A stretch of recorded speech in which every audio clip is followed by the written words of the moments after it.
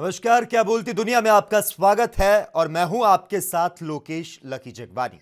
चीन में फैले कोरोना वायरस के चलते सभी देश अपने नागरिकों की सुरक्षा के लिए उनका रेस्क्यू कर रहे हैं, लेकिन पाकिस्तान सरकार चीन से मित्रता दिखाने के चलते अपने नागरिकों की जान से खेल रही है और इसे लेकर अब पाकिस्तानी छात्रों के वीडियो भी वायरल होने लगे हैं, जिसमें उन्होंने भारत सरकार से कुछ सीखने की सलाह दी है। एक रिपोर्ट देखिए।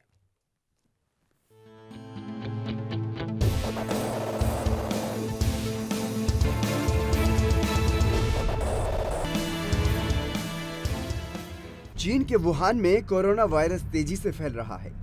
अब तक चीन में 300 से ज्यादा लोग इस वायरस की चपेट में आकर मौत के मुंह में समा गए हैं। लोग अपनी जान बचाने के लिए चीन छोड़ रहे हैं, लेकिन चीन के साथ एकजुटता दिखाने के लिए पाकिस्तान अपने नागरिकों को वहां से बाहर नहीं निकाल रहा है। पाकिस्तान सरकार के इस कदम से वहां की आवाम परेशान है। वो उन्हें भारत सरकार की ओर से किए जा रहे प्रयासों का हवाला देते हुए चीन से अपने नागरिकों का रेस्क्यू करने की अपील कर रहे हैं। बता दें, पाकिस्तान सरकार ने पहले ही स्पष्ट कर दिया है कि वो चीन के साथ अपनी एकजुटता दिखाने के लिए अपने नागरिकों को वापस नहीं बुलाएंगे। पाकिस्तान के लोग सरकार के इस रवैये से परेशान हैं। वो वीडियो जारी कर इमरान सरकार को भारत से सीखने की नसीहत दे रहे हैं। अस्सलाम वालेकुम गाइस, जो आप ये लोग देख रहे हैं यहाँ पर खड़े हुए, ये इंडियन स्टूडेंट्स हैं और ये बस इनको यहाँ से लेने आई है, जो इनकी एम्बेसी की तरफ से भेजी गई है।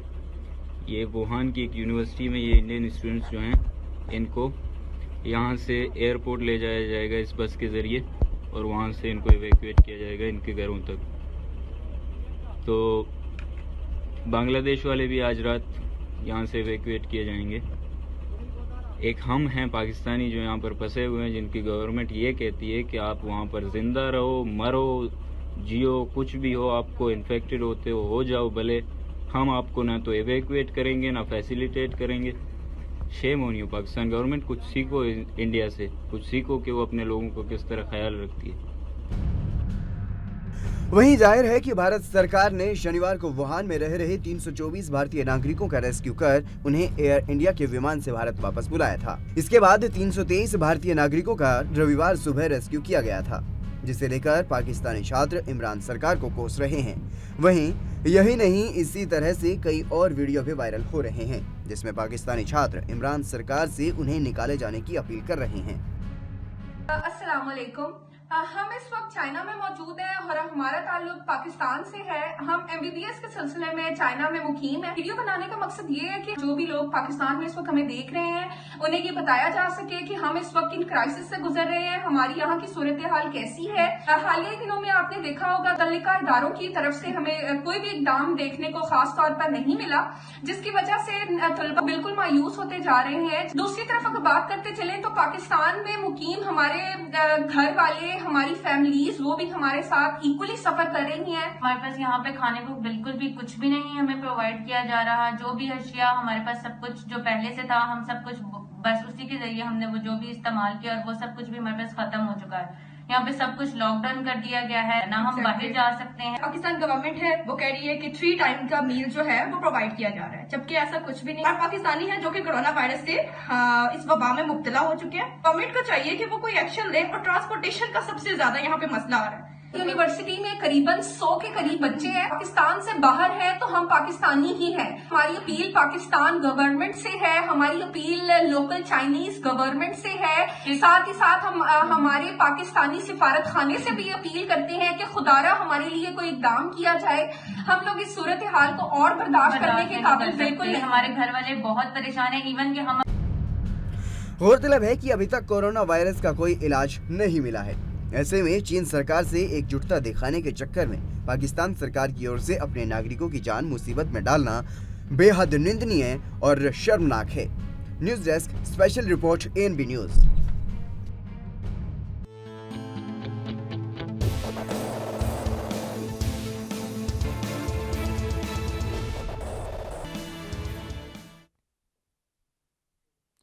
एयर इंडिया के विशेष विमान से 323 भारतीयों और 7 मालदीव के नागरिकों को एयरलिफ्ट किया गया। ये सभी भारतीय चीन के कोरोना वायरस प्रभावित क्षेत्रों में रह रहे थे। इसके पहले शनिवार को भी 324 भारतीयों को एयरलिफ्ट किया गया था। एयरलिफ्ट किए गए सभी भारतीय को स्पेशल स्क्रीनिंग के लिए विशेष कैंप में रखा गया है, जहां उनका 14 दिनों तक इलाज चलेगा। एक रिपोर्ट देखिए।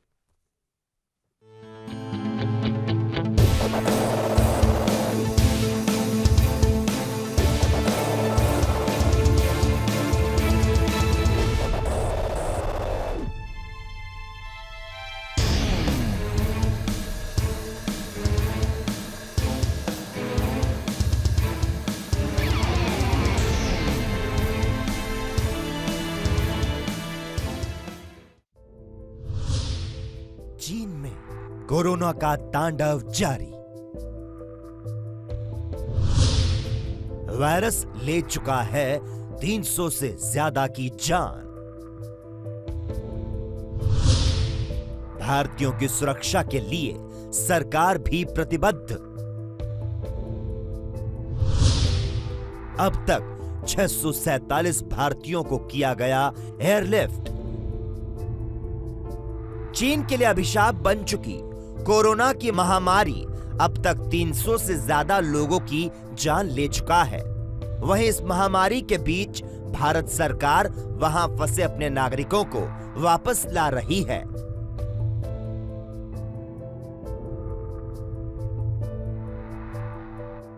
शनिवार को एयर इंडिया की स्पेशल फ्लाइट चीन से 324 भारतीयों को लेकर नई दिल्ली पहुंची थी। रविवार की सुबह भी एयर इंडिया का एक और विमान भारतीयों को लेकर नई दिल्ली पहुंचा।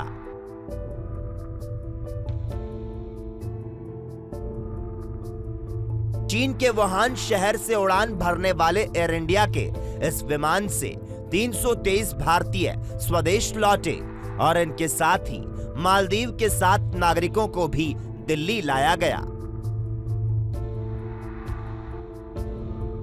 इस विमान ने चीन के वुहान शहर से तड़के 3:10 पर नई दिल्ली के लिए उड़ान भरी थी। मालदीव ने किया भारत का धन्यवाद। वहीं चीन में भारत के राजदूत विक्रम मिस्त्री ने इस संबंध में बताया कि इस विमान में भारत के 323 और मालदीव के 7 नागरिक सवार थे। मालदीव के विदेश मंत्री अब्दुल्ला शाहिद ने प्रधानमंत्री नरेंद्र मोदी और विदेश मंत्री एस जयशंकर के प्रति आभार व्यक्त करते हुए कहा कि वुहान से लौट रहे 7 लोगों को अभी नई दिल्ली में ही निगरानी में रखा जाएगा। अब तक 647 भारतीय किए गए एयरलिफ्ट। वहीं इस विमान में क्रू मेंबर्स के साथ ही राम मनोहर लोहिया अस्पताल के 5 डॉक्टर और पैरामेडिकल स्टाफ भी था और इनके पास जरूरी दवाएं और मास्क समेत अन्य आवश्यक चीजें थी। चीन से लौटे इस विमान में सवार 323 भारतीयों के साथ ही अब तक 647 नागरिक नई दिल्ली वापस लाए जा चुके हैं। निगरानी में रखे जाएंगे सभी। चीन से लाए गए सभी भारतीयों और मालदीव के लोगों को दिल्ली के छावला और हरियाणा के मानेसर कैंप में रखा जाएगा। इन सभी को विशेष निगरानी में रखा जाएगा और 2 सप्ताह तक इन्हें किसी से मिलने नहीं दिया जाएगा। बता दें कि भारत में भी अब तक कोरोना के 2 केस की पुष्टि हो चुकी है। दोनों ही मामले केरल के हैं। चपेट में दुनिया के 18 देश। वहीं बता दें कि चीन से शुरू हुए कोरोना वायरस की चपेट में दुनिया के 18 देश आ चुके हैं। रविवार को ही कोरोना के कारण चीन से बाहर मौत का पहला मामला सामने आया। हेल्थ इमरजेंसी की घोषणा कर चुके विश्व स्वास्थ्य संगठन ने फिलीपींस में 1 की मौत की पुष्टि की है। Special report ANB news.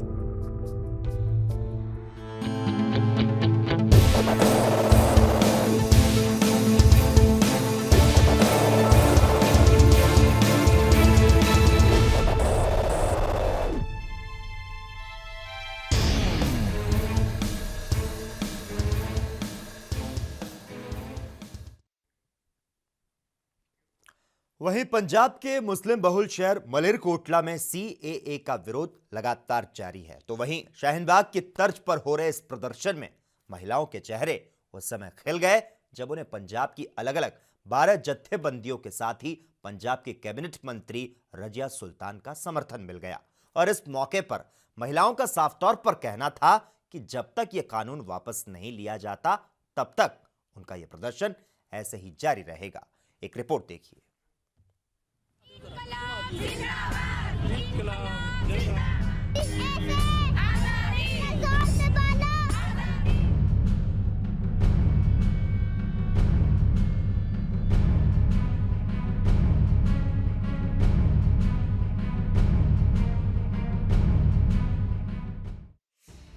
Punjab के मुस्लिम बहुल शहर मलेरकोटला में नागरिकता संशोधन कानून का विरोध थमने का नाम नहीं ले रहा है।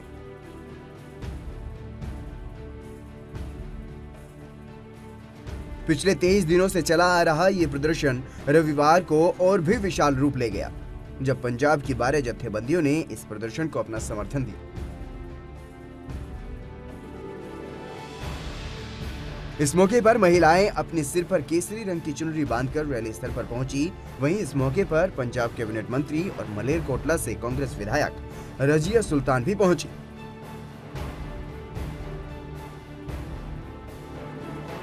और उन्होंने कहा कि वे मलेरकोटला की बेटी होने के नाते यहां पहुंची हैं और आने वाली 16 फरवरी को जो प्रदर्शन यहां होने वाला है वो उसमें शामिल होने की भी कोशिश करेंगी। शहर ਦੀਆਂ ਔਰਤਾਂ ਨੇ ਇਕੱਠੇ ਹੋ ਕੇ ਅੱਜ ਜੋ ਮੁਹਿੰਮ ਨੂੰ ਸ਼ੁਰੂਆਤ ਕੀਤੀ ਹੈ, ਮੈਂ ਉਹਨਾਂ ਦੇ ਵਿੱਚ ਐਜ਼ ਏ ਮਲੇਰਕੋਟਲੇ ਦੀ ਬੇਟੀ ਹੋਣ ਦੇ ਨਾਤੇ ਸ਼ਾਮਿਲ ਹੋਈ ਹੈਗੀ ਆ ਔਰ ਅਸੀਂ ਸਾਰੇ ਇਕੱਠੇ ਹੈਗੇ ਆ। ਸਾਡੀ ਪਾਰਟੀ ਵੀ ਸਾਡਾ ਸਾਥ ਦੇ ਰਹੀ ਹੈਗੀ ਹੈ, ਬਾਕੀ ਪਾਰਟੀਆਂ ਦਾ ਭੱਜ ਗਈਆਂ, ਤੁਹਾਨੂੰ ਸਾਰਿਆਂ ਨੂੰ ਪਤਾ ਹੈਗਾ, ਪਰ ਅਸੀਂ ਇਕਜੁੱਟ ਹੈਗੇ ਆ। हिंदुस्तान हमेशा आज़ाद हिंदुस्तान रहे है और हम भी आज़ाद हैं, इसीलिए हमारा भी यहाँ पे हक है और हम अपना हक लेके रहेंगे। वहीं दूसरी तरफ इस मौके पर हजारों महिलाओं का साथ पाकर मुस्लिम महिलाएं भी काफी खुश दिखाई दी। उनका साफ तौर पर यह कहना रहा कि जब तक ये कानून वापस नहीं लिया जाता उनका यह प्रदर्शन ऐसे ही जारी रहेगा। जैसे कि हमारा आज के ये जो प्रोटेस्ट देख रहे हैं, इसमें हमें समर्थन मिल रहा है इसमें हमें समर्थन मिल रहा है जो कि हमारा सिख यूनियन की तरफ से भी, हिंदू मुस्लिम इसमें सब है। और ये जो प्रोटेस्ट है ये हमारा बढ़ इसलिए रहा है क्योंकि ये हमारा सिर्फ एक धर्म को लेकर नहीं है, ये हमारा संविधान को बचाने का मामला है। हम इसलिए आगे आ रहे हैं क्योंकि अगर ये सिर्फ मुस्लिमों की लड़ाई होती ना तो हम अपने ट्रिपल तलाक के मैटर पे भी बोलते। हम जो मोदी जी ने सरकार ने फैसला दिया, हमने हमारा जी ऑफ कोर्स आप देख सकते हैं कि जैसे दिल्ली में एक शाहीन बाग था जहाँ से शुरुआत सिर्फ 2 औरतों से हुई थी, आज यहाँ पर आप देख सकते हैं यहाँ पर कितनी औरतों के साथ हमारे यहाँ पे बच्चे बूढ़े जो कि चल भी नहीं पा रहे वो भी इस लड़ाई में प्रोटेस्ट में हमारा समर्थन कर रहे हैं। आप देख सकते हैं जी, हमें इस बात की बहुत ज़्यादा खुशी है कि हमारे साथ सिख भाई हिंदू भाई हमारे साथ हैं। ये जो प्रोटेस्ट हो रहे हैं एनआरसी के खिलाफ, ये सब हम मिलजुल के कर रहे हैं। शाहीन बाग की तरह हमारे मलेरकोटले में भी शाहीन बाग बन रहा है। यहाँ पे हम 1 महीने से ऊपर हो गया है प्रोटेस्ट करते हुए, दिन रात कर रहे हैं और इंशाल्लाह हम जुल्म के खिलाफ आवाज़ उठाएंगे क्योंकि जुल्म करना भी गुनाह है, जुल्म सहना भी गुनाह है। ਅੱਜ ਅਸੀਂ ਜਿਹੜਾ ਇੱਥੇ ਮਲੇਰਕੋਟਲੇ ਦੇ ਵਿੱਚ ਔਰਤਾਂ ਦਾ ਮਾਰਚ ਕਰ ਰਹੇ ਹਾਂ। ਇਹ ਮਾਰਚ ਦਾ ਸੱਦਾ ਅਸੀਂ ਇਹ ਦੇਣਾ ਹੈ ਕਿ ਜੋ ਮੋਦੀ ਹਕੂਮਤ ਦੇ ਵੱਲੋਂ ਜਿਹੜੇ ਲੋਕ ਵਿਰੋਧੀ ਕਾਲੇ ਕਾਨੂੰਨ ਲੈ ਕੇ ਆਂਦੇ ਜਾ ਰਹੇ ਹੈ, ਸੀਏ ਐਨਆਰਸੀ ਐਨਪੀਆਰ, ਉਹਦਾ ਅਸੀਂ ਜ਼ੋਰਦਾਰ ਵਿਰੋਧ ਕਰਦੇ ਹੈਗੇ ਆ। ਤੇ ਇੱਥੋਂ ਦੇ ਜਿਹੜੇ ਮੁਸਲਮ ਸਾਡਾ ਭਾਈਚਾਰਾ ਹੈ ਉਹਨਾਂ ਨੂੰ ਅਸੀਂ ਇਸ ਗੱਲ ਦਾ ਸੱਦਾ ਦਿੰਦੇ ਹਾਂ ਕਿ ਅਸੀਂ ਸਾਰੇ ਤੁਹਾਡੇ ਨਾਲ ਹੈ। ਇਹ ਕੋਈ ਤੁਹਾਡਾ ਕੱਲਿਆਂ ਦਾ ਮਾਮਲਾ ਨਹੀਂ, ਇਹ ਸਾਰੇ ਧਰਮਾਂ ਦੇ ਲੋਕਾਂ ਦਾ मामला है। गौरतलब है कि मलेरकोटला में भी शाहीन बाग की तर्ज पर पिछले 23 दिनों से प्रदर्शन जारी है। यहाँ महिलाओं का साफ तौर पर कहना है कि जब तक ये कानून वापस नहीं लिया जाता तब तक उनका ये प्रदर्शन जारी रहेगा। मलेरकोटला से कीर्तिपाल की रिपोर्ट, ANB न्यूज।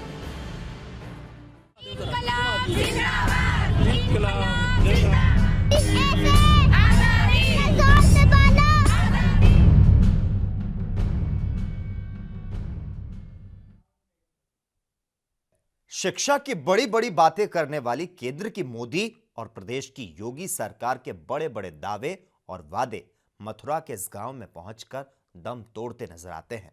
यहां स्कूल तो है, लेकिन किसी खंडहर से कम नहीं है। मथुरा से देखिए हमारी ये खास रिपोर्ट।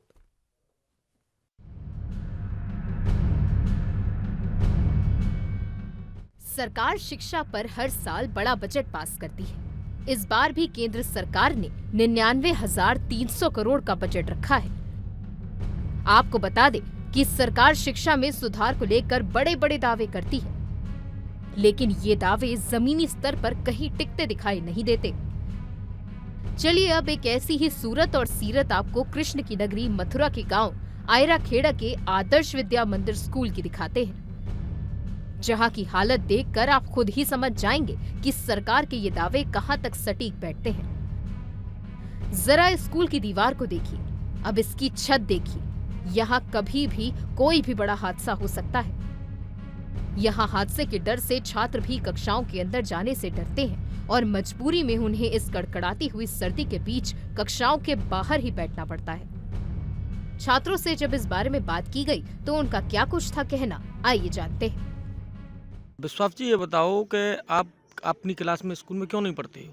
सर मैं कह रहा हूँ कि हमारे स्कूल में यहाँ पे कोई भी बिल्डिंग नहीं है सर। हम क्लास में पढ़ते तो वहाँ की छत वो गिरने लगती है सर, कभी भी डर लगा रहता है। इसीलिए हमें हमारे सर यहाँ पे बाहर लेके आते हैं बैठाने के लिए। हालत देखी जाए तो बहुत बुरी है। जब बरसात होती है तो हमारी छुट्टी हो जाती है, हम पढ़ भी नहीं पाते हैं ठीक से। बस हम यहाँ पानी और पढ़ाई बेहतर देखी जाए तो सबसे अच्छी तो सिर्फ पढ़ाई है। पढ़ाई बहुत अच्छी है, इसलिए हम स्कूल की कुछ हालत अच्छी नहीं है। हम टॉयलेट भी खुले में करते हैं, टॉयलेट भी नहीं बनी हुई है, कुछ भी अच्छा नहीं है। सर हमारी क्लास बहुत ही डेंजर है, कभी भी छत गिर सकती है, बहुत ही टूट फूट हो रही है सर। और बरसात आती है तो फिर पानी टपकता है बहुत तेज, तो इसीलिए हम क्लास में नहीं पढ़ते। तो आपको क्लास में बैठने में डर लगता है? यार बहुत डर लगता है सर, कभी भी गिर सकती है, कभी भी बड़ा हादसा हो सकता है। अच्छा, ये जब बरसात हो जाती है तो ये टपकने लगती हैं और पढ़ते हैं तो ऐसा लगता है कि हम पे नहीं गिर जाएं। तो सुना आपने बच्चों की इन बातों को। उनका कहना था कि उन्हें क्लास में जाने से डर लगता है और बरसात के दिनों में तो छत टपकने लगती है, ऐसा लगता है कि कहीं छत ही ना उन पर गिर जाए। तो अब आप खुद ही अंदाजा लगा सकते हैं कि केंद्र और प्रदेश सरकार के दावे यहाँ कहां तक सटीक बैठते हैं। वहीं इसे लेकर अब अभिभावकों से भी बात की गई तो उनका क्या कुछ था कहना, आइए जानते हैं। सर यहाँ पर पढ़ाई तो अच्छी होती है जी, टीचर अच्छी यानी डील करते हैं बच्चे को, लेकिन यहाँ पे कॉलेज की स्थिति ऐसी है कि देखो आप बिल्डिंग कैसी बनी हुई है, यहाँ पे तो जर्जर हो रही है। छत के बारे में आप कह रहे हैं, हमने प्रशासन को कई बार लेटर लिखा है। हमने डीआर साहब के लिए, डीएम के लिए, डीएम साहब के लिए, जेडी सर के लिए और डायरेक्टर सर के लिए भी कई बार लेटर लिखे हैं और उस पर कोई संज्ञान नहीं लिया गया है। और यहाँ आप देख रहे हैं विद्यालय का भवन तो जर्जर है ही है और यहाँ पे हर समय यहाँ पे खतरा बना रहता है और बच्चे यहाँ केवल पढ़ने के लिए आते हैं। अध्यापक यहाँ बहुत मेहनत करते हैं और यहाँ पे बच्चों का केवल उपस्थिति कम से कम 90% रहती है। आपने देखा होगा, अभी मतलब क्लास में गए तो सर ये आपने कब ये शिकायत की है? अभी फिलहाल में अभी करीब 2 महीने पहले ही मतलब लेटर डाले हैं हमने, कम से कम 5 बार लेटर डिस्पैच कर चुके हैं, रजिस्ट्री कर चुके हैं हम। तो अभी तक कोई सुनवाई नहीं की? नहीं, कोई सुनवाई नहीं हुई है। गौरतलब है कि स्कूल की इस जर्जर हालत को लेकर स्कूल प्रशासन कई बार अधिकारियों को अवगत करवा चुका है, लेकिन कोई भी प्रशासनिक अधिकारी आज तक स्कूल नहीं पहुंचा। अब देखने वाली बात ये होगी कि क्या प्रधानाचार्य की ओर से दी गई शिकायत के बाद कोई अधिकारी पहुंचता है या फिर हादसा होने के बाद। मथुरा से रिंकू शर्मा की रिपोर्ट, ANB न्यूज।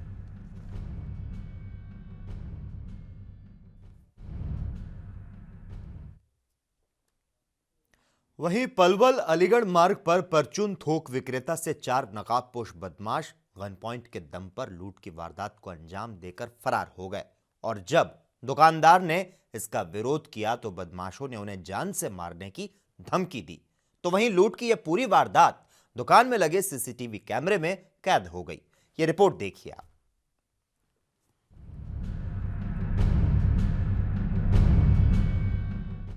हरियाणा में अपराध किस तरह अपने चरम पर पहुंच गया है, इसका एक और उदाहरण पलवल में देखने को मिला, जहां रविवार सुबह 4 नकाबपोश बदमाश गन पॉइंट पर थोक विक्रेता से हजारों रुपए की लूट की वारदात को अंजाम देकर फरार हो गए। वहीं जब थोक विक्रेता ने इसका विरोध किया तो बदमाशों ने उन्हें जान से मारने की धमकी दी।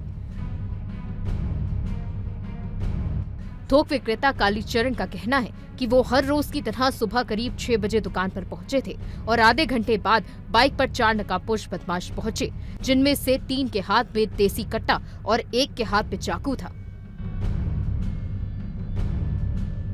चारों बदमाशों ने दुकान में घुसते ही कहा कि जो भी है निकाल दो। वहीं जब दुकानदार ने इसका विरोध किया तो बदमाशों ने उन्हें जान से मारने की धमकी दी। इसके बाद बदमाश दुकान में रखी नकदी लेकर के फरार हो गए। वहीं लूट की ये पूरी वारदात वहां लगे सीसीटीवी कैमरे में कैद हो गई, जिसमें आप साफ तौर पर देख सकते हैं कि कैसे बदमाश दुकानदार को पहले धमकाते हैं और फिर नकदी लेकर फरार हो जाते हैं।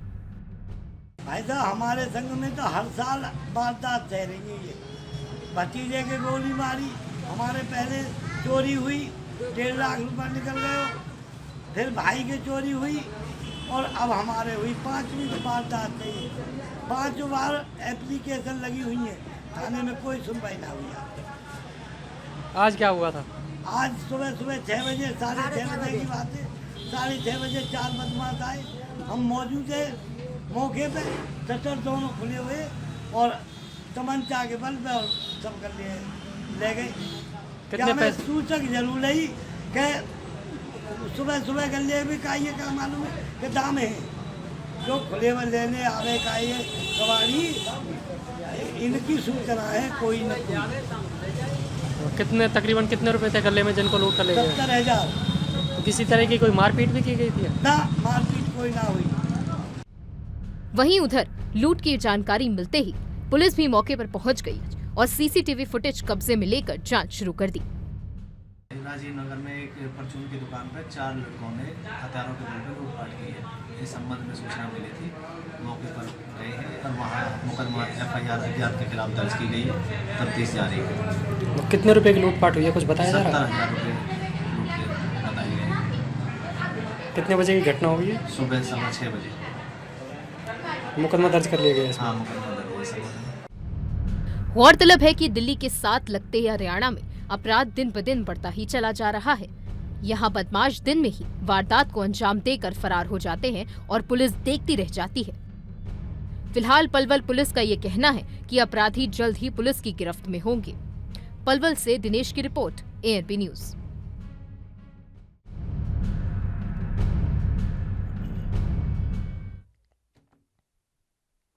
भारतीय टीम ने न्यूजीलैंड को आखिरी T20 इंटरनेशनल मैच में मात देकर 5 मैचों की T20 सीरीज 5-0 से जीत ली है और इसी के साथ ही T20 में 5-0 से सभी मैच जीतने वाली टीम इंडिया पहली टीम भी बन चुकी है। यह रिपोर्ट देखिए।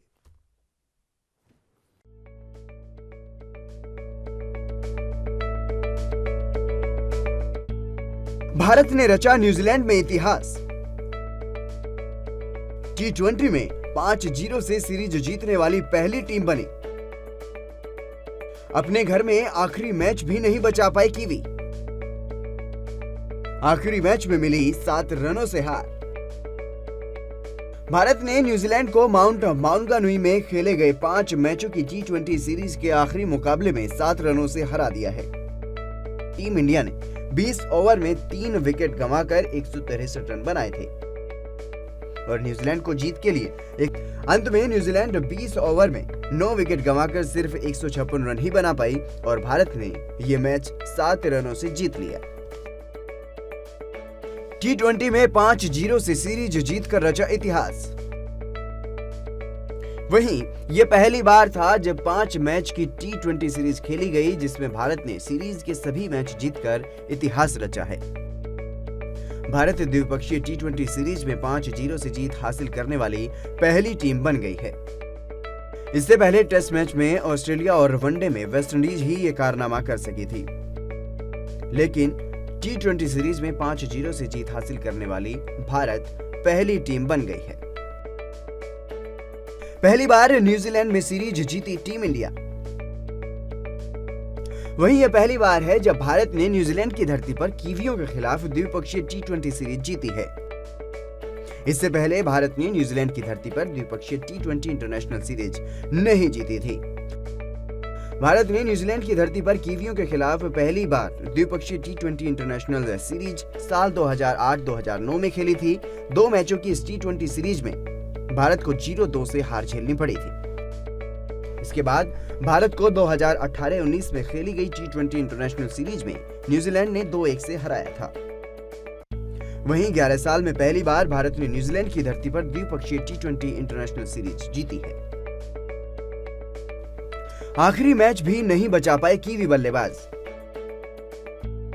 वहीं इससे पहले न्यूजीलैंड की तरफ से आखिरी T20 मैच में रोस टेलर ने 53 रन बनाए देकर 3 विकेट लेने वाले जसप्रीत बुमराह को मैन ऑफ द मैच चुना गया है, जबकि T20 सीरीज में सबसे ज्यादा 224 रन बनाने वाले KL राहुल को मैन ऑफ द सीरीज चुना गया है। अब दोनों टीमों के बीच 3 मैचों की वनडे सीरीज 5 फरवरी से शुरू होगी। खेल desk special report ANB news.